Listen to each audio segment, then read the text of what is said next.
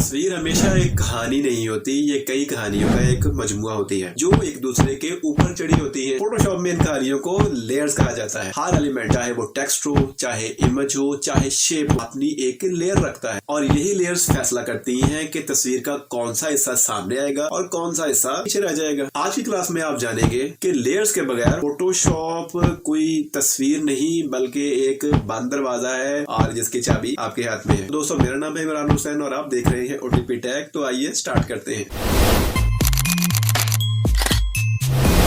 जी, तो जैसा कि मैंने आपको बताया कि आज की क्लास जो है वो हम लेयर्स के ऊपर करने वाले हैं कि लेयर्स क्या होती हैं। तो अगर लेयर्स के पैनल को हम देखें तो ये वाला जो है वो लेयर्स का पैनल है। इसमें आप इसको यहाँ पर उठाकर यहाँ पर रख भी सकते हैं, एडजस्ट भी कर सकते हैं या फिर आप यहाँ पर भी इसको सेट कर सकते हैं। तो ये हमारा जो है वो लेयर का पैनल आ गया। अच्छा, इसमें एक बहुत और बात जो है मैं आपको बताता चलूँ कि ये देखिए, हमने लेयर का पैनल उठा के रखा है या पाथ का पैनल जो है वो गायब हो गया या इस तरह से थोड़ी खिचड़ी सी पक गई है, तो बिल्कुल भी परेशान नहीं होना। इसके लिए सिंपल आपने ये करना है कि यहाँ पर आकर आपने रीसेट एसेंशियल कर देना। जैसे ही आप करेंगे तो जो आप वर्क स्पेस थी वो दोबारा से रीसेट हो जाएगी। इसको आप ऐसे भी जो है वो एडजस्ट कर सकते हैं, थोड़ा बढ़ाना चाहें बढ़ा सकते हैं, कम करना चाहें कम कर सकते हैं। इस पैनल को भी जो है वो अपने हिसाब से एडजस्ट कर सकते हैं अपने उस काम के अकॉर्डिंग। ये जो पैनल है इसको भी आप उठाकर यहाँ पर रख सकते हैं। फिर अगर आप इसको यहाँ पर क्लिक करें तो ये 2 लाइंस में कन्वर्ट हो जाएगा, राइट। तो आप जो है वो अपने हिसाब से अपनी वर्क स्पेस को जो है वो मैनेज कर सकते हैं। बात कर रहे थे हम लेयर पैनल की। अच्छा, ये बाय डिफॉल्ट एक बैकग्राउंड लेयर होती है।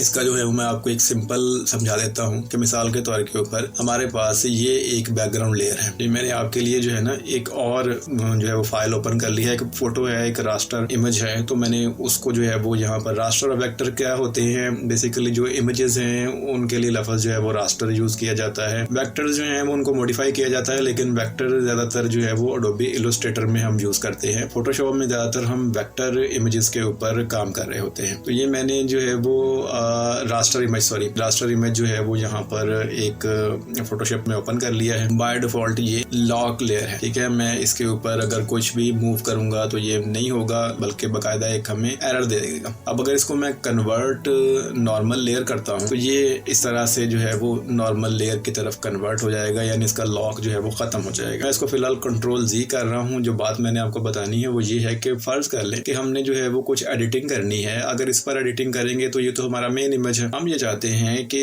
नई एक लेयर लें जो सेम इसी तरह की हो। उसके लिए एक शॉर्टकट की है। आप जैसे ही Ctrl+J प्रेस करेंगे तो आपके सामने कुछ एक और जो है वो लेयर आ जाएगी। तो इसका आप जो है वो नाम चेंज करना चाहें तो यहाँ से डबल क्लिक करके नाम चेंज कर ले। मैं इसका नाम रख देता हूँ जी, सर ये उर्दू में हुआ था, इसका नाम है जी मेन इमेज। तो मैंने इसका नाम चेंज कर दिया। यहाँ से आप इसका नाम चेंज कर सकते हैं। इंटर प्रेस करेंगे तो इसका नाम जो है वो चेंज हो गया। दूसरा ये कि यहाँ कुछ बटन्स हैं, इन बटन्स को हम बाद में देखेंगे। फिलहाल जो है वो अगर आप एक न्यू लेयर लेना चाहते हैं, न्यू लेयर बाय डिफॉल्ट जो है वो ट्रांसपेरेंट होती है। जो हम उस पर काम करते चले जाएंगे तो वो इसके ऊपर 1 by 1 ऐड होता जाएगा। लेयर का कॉन्सेप्ट मैं थोड़ा सा मजीद क्लियर कर दूं कि एक चीज के ऊपर दूसरी चीज, दूसरी चीज के ऊपर तीसरी चीज, एक दूसरे के साथ ब्लेंड होके हमारे पास जो चीज उभर कर सामने आती है वो बेसिकली उसके पीछे कुछ लेयर्स होती है, ठीक है। यानी जैसे ये मेन लेयर है। अब अगर मैं यहाँ पर एक न्यू लेयर लेता हूँ और इस न्यू लेयर का जो है वो मैं इसमें कलर फिल कर देता हूँ, तो ये देखें इसने जो है वो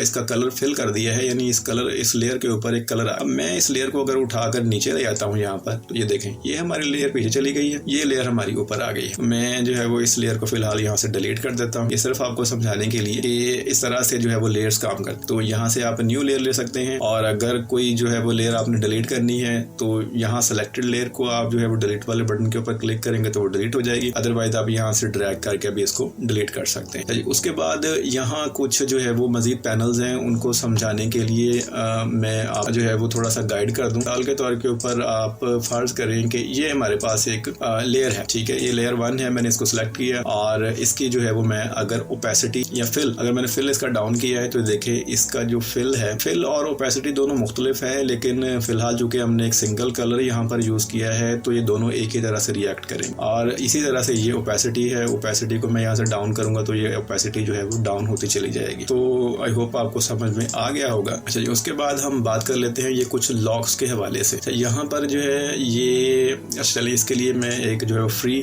ले लेता हूँ। उसमें जो है वो एक मैंने न्यू लेयर ले ली है। न्यू लेयर लेने के बाद अगर जो है वो मैं यहाँ पर एक सिलेक्शन बनाता हूँ, ठीक है, ये मैंने एक सिलेक्शन बनाई। सिलेक्शन में मैंने एक कलर फिल कर दिया। कलर फिल करने के बाद ये जो है वो मैंने लॉक लगा दिए। जैसे ही आप इसके ऊपर कर्सर ऑन करते हैं तो ये कहता है जी lock transparent pixel. Lock transparent pixels कौन से हैं? ये जो एरिया है ये ट्रांसपेरेंट है, ये ट्रांसपेरेंट है, ये जो है वो हमारा कोई काम हमने किया हुआ है तो इसने इसको जो है वो सारे को लॉक कर दिया है। अब अगर हम इसमें कुछ भी करेंगे तो ये नहीं होगा, ठीक है। मैं आपके लिए इसमें थोड़ा सा एक कलर चेंज करके थोड़ा सा आपको इस हवाले से गाइड भी कर देता हूँ। अगर जो है वो मैं यहाँ पर आऊंगा तो यहाँ पर इसने काम करना शुरू कर, तो ये लॉक कितना करता है कि आपका जो ट्रांसपेरेंट एरिया है उसको लॉक कर देता है। ज्यादातर वैसे यही जो है वो यूज होता है। इसके बाद ये जो है वो लॉक इमेज पिक्सल, यानी टोटल जो इमेज के पिक्सल्स हैं उसको लॉक कर देता है। फिर जो है वो लॉक पोजीशन। अच्छा, लॉक पोजीशन के हवाले से भी मैं आपको फिर से थोड़ा सा गाइड कर दूं कि लॉक पोजीशन बेसिकली क्या है। इसके लिए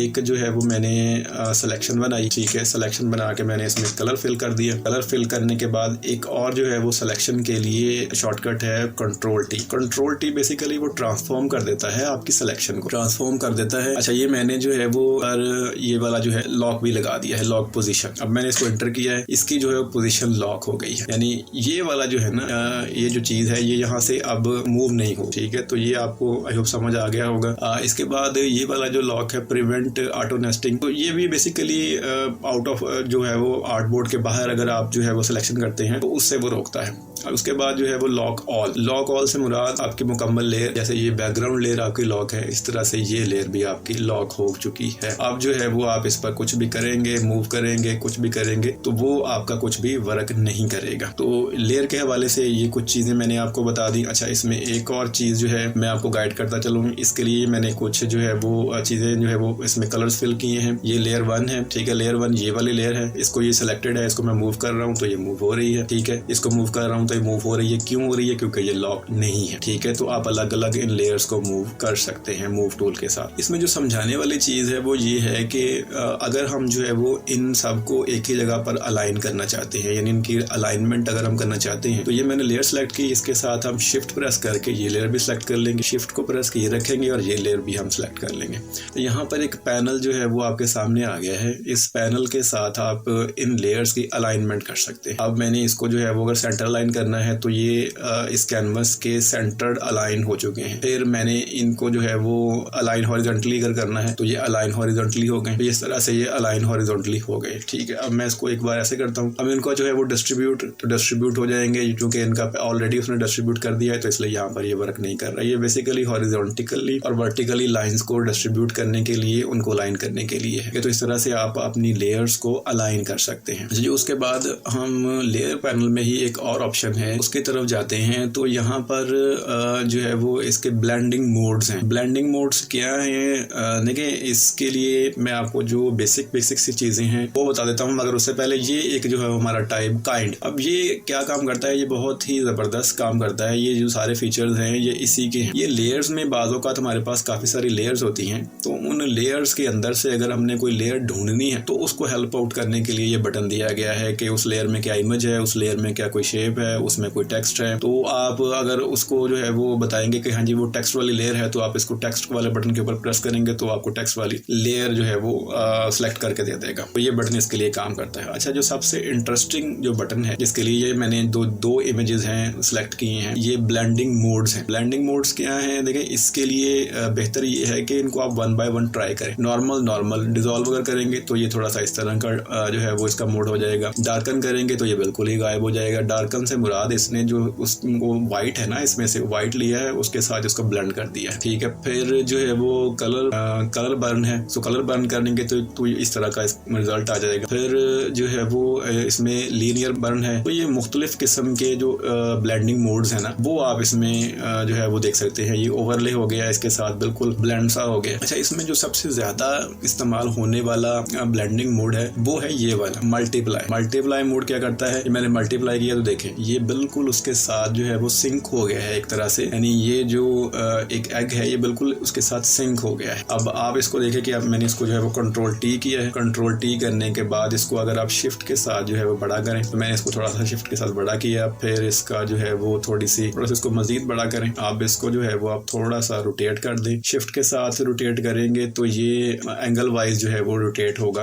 अदरवाइज जो है आप फ्रीली मूव अगर करना चाहें तो फ्रीली भी कर सकते हैं। मैंने इसको जो है वो यहाँ तक इसको मूव किया है। मूव करने के बाद इसको यहाँ पर एडजस्ट कर दिया है। जब ये आप कर लें तो एक बार आपने इंटर प्रेस कर देना है। जैसे ही आप इंटर प्रेस करेंगे तो ये आपको यहाँ पर ब्लेंड हो गया है, यानी ये जो एग था ये यहाँ पर इस पिछले इमेज के साथ ब्लेंड हो गया है। तो आज की क्लास में आप जान चुके हैं कि फोटोशॉप में लेयर्स सिर्फ तरतीब नहीं देती बल्कि ये क्रिएटिविटी का एक रास्ता है। जब आप लेयर्स को समझ लेते हैं तो तस्वीर पर कंट्रोल जो है वो आउटर लुक पर नहीं बल्कि डिजाइन की रूह तक पहुंच जाता है। आने वाली क्लासेस में हम लेयर्स को मजीद एक्सप्लोर करेंगे और अगर आपको ये क्लास पसंद आई है तो चैनल को सब्सक्राइब करें ताकि फोटोशॉप के सफर में कोई कदम आपसे छूट न जाए।